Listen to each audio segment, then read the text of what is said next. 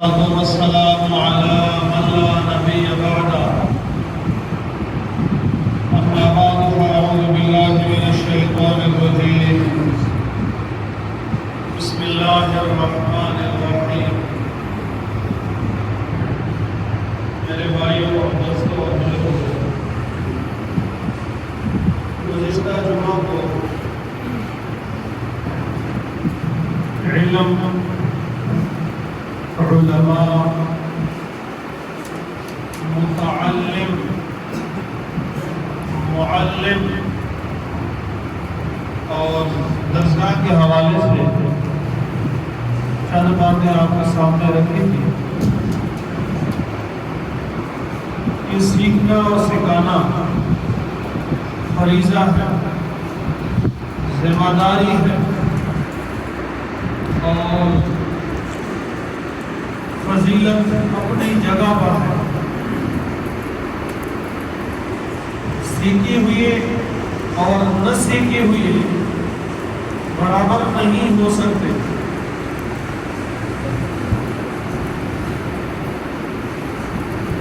جو لوگ قرآن و سنت کی تعلیم حاصل کر لیتے ہیں، ان کی فضیلت، ان کی بڑھوتری، ان کا مرتبہ، ان کا مقام بلند ہو جاتا ہے۔ اور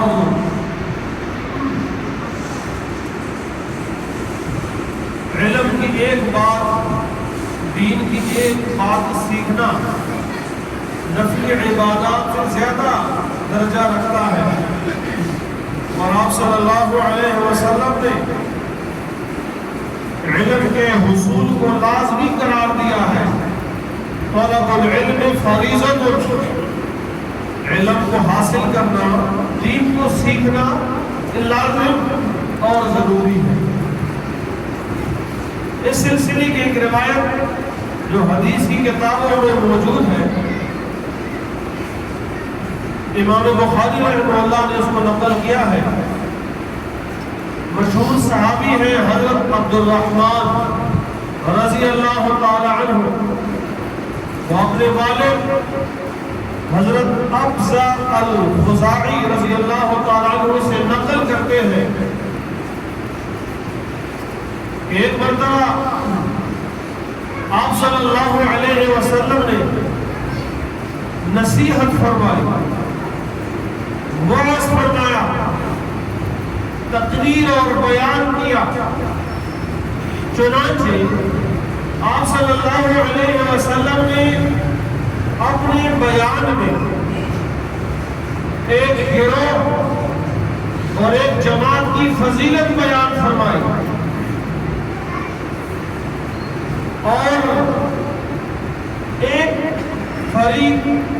ایک گروہ، ایک جماعت کے حوالے سے آپ نے ناپسندیدگی کا اظہار فرمایا۔ آپ نے فرمایا کیا ہو گیا ہے لوگوں کو، ماں بالو اقوام، کیا ہو گیا ہے لوگوں کو کہ وہ سکھاتے نہیں، واعظ نہیں کرتے، نصیحت نہیں کرتے، نیک باتوں کا حکم نہیں کرتے اور بری باتوں سے منع نہیں کرتے۔ اور ساتھ آپ نے یہ بھی فرمایا کیا ہو گیا ان لوگوں کو جو سیکھتے نہیں، واعظ و نصیحت حاصل نہیں کرتے، اچھی باتوں پر عمل نہیں کرتے، بری باتوں سے اپنے آپ کو بچاتے نہیں۔ یہ آپ نے نصیحت فرمائی، اور آپ اس کے بعد مجلس برخاست ہو گئی اور آپ تشریف لے گئے۔ حضرات صاحب کرام میں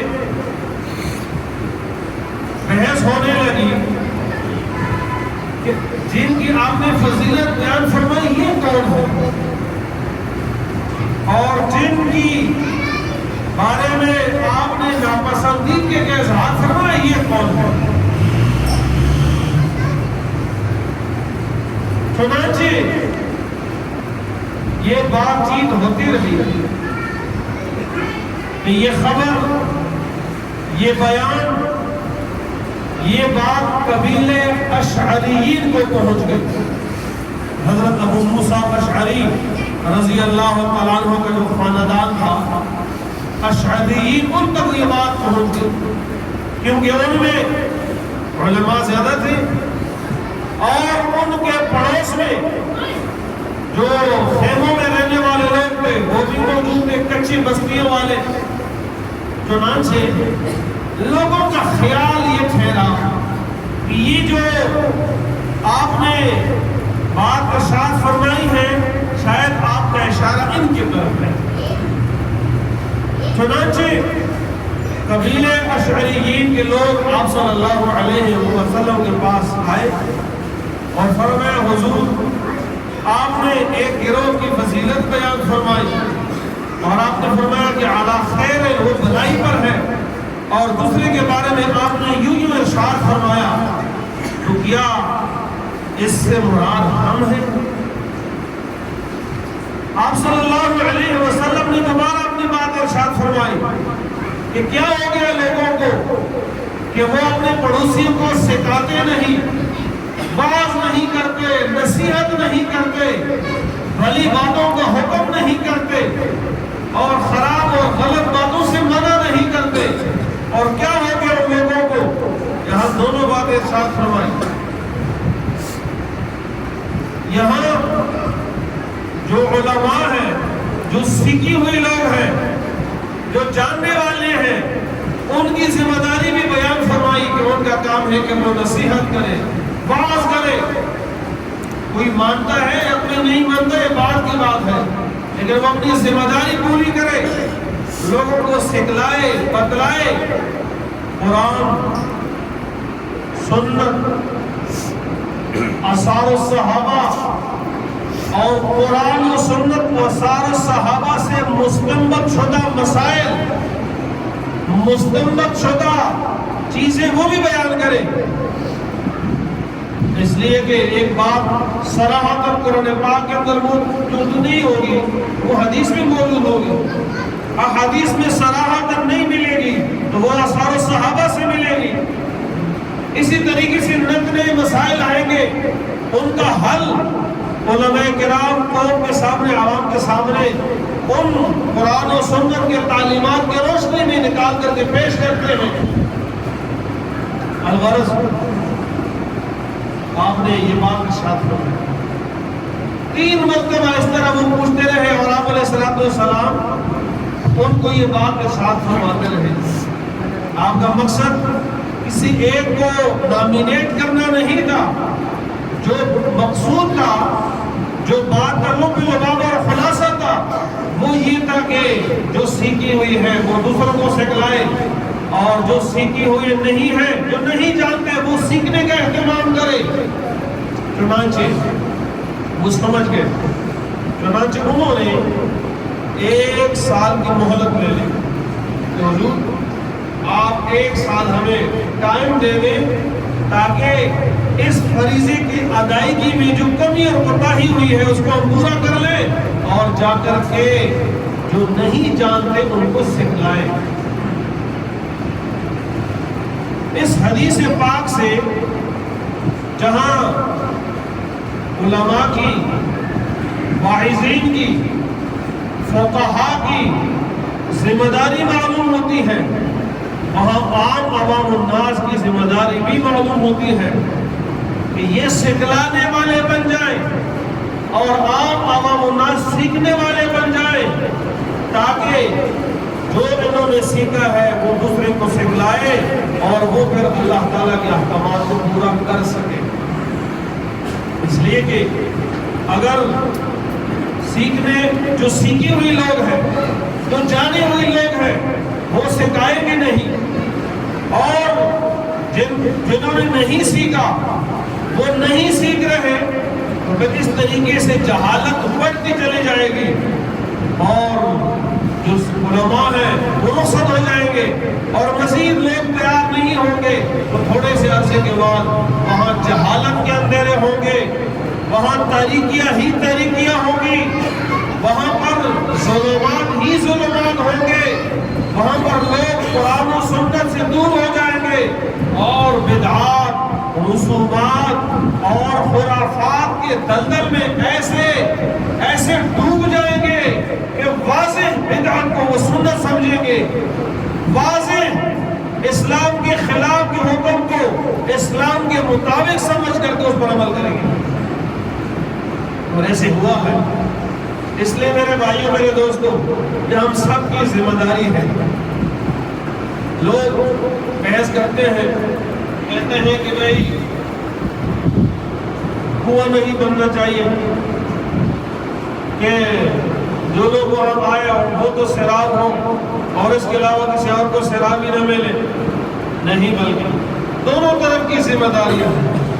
دونوں طرف سے اہتمام ہوگا تو پھر اس فریضے سے ہم بری و ذمہ ہوں گے۔ اس لیے میرے بھائیوں، میرے دوستوں، یہ جو دینی مدارس کا سلسلہ ہے، یہ جو تبلیغی جماعت کا سلسلہ ہے، یہ جو خانقاہ اور تصوف کا سلسلہ ہے، یہ جو مساجد اور درسگاہوں کا سلسلہ ہے، یہ اس ذمہ داری کو پورا کرنے کے لیے ہے کہ جو لوگ جانی ہوئی ہیں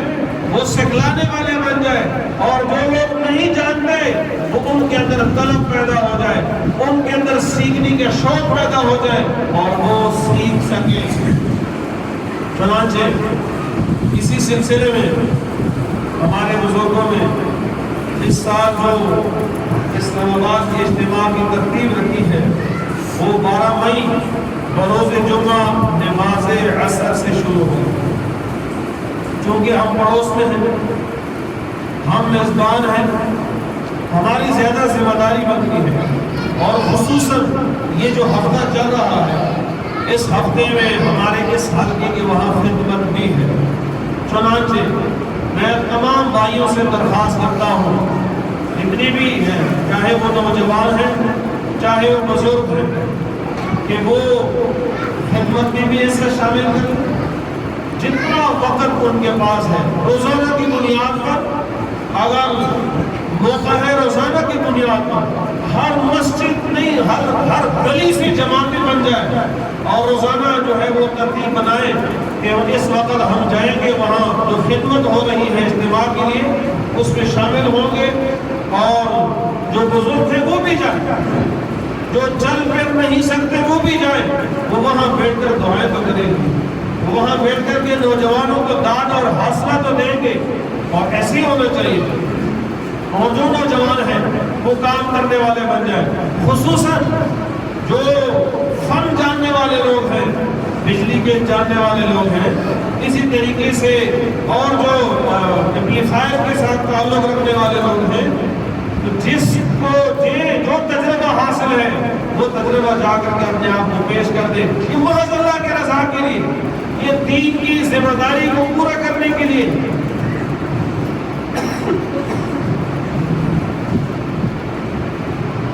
نمبر 2 کہ جو جب اجتماع کا دن ہو، اجتماع سے پہلے خدمت میں حصہ شامل کر لیں۔ نمبر 2 اجتماع کی دعوت کو عام کریں، اور جو ہمارے گھروں کے اندر خواتین ہیں، مائیں اور بہنیں ہیں، وہ اس اجتماع کی کامیابی کے لیے اور حفاظت کے لیے دعاؤں کا اہتمام کریں۔ ظاہر وہ جا تو نہیں سکتے، ان کے لیے شرکت کی اجازت نہیں ہے، لیکن وہ جہاں سے دعا کر سکتے ہیں،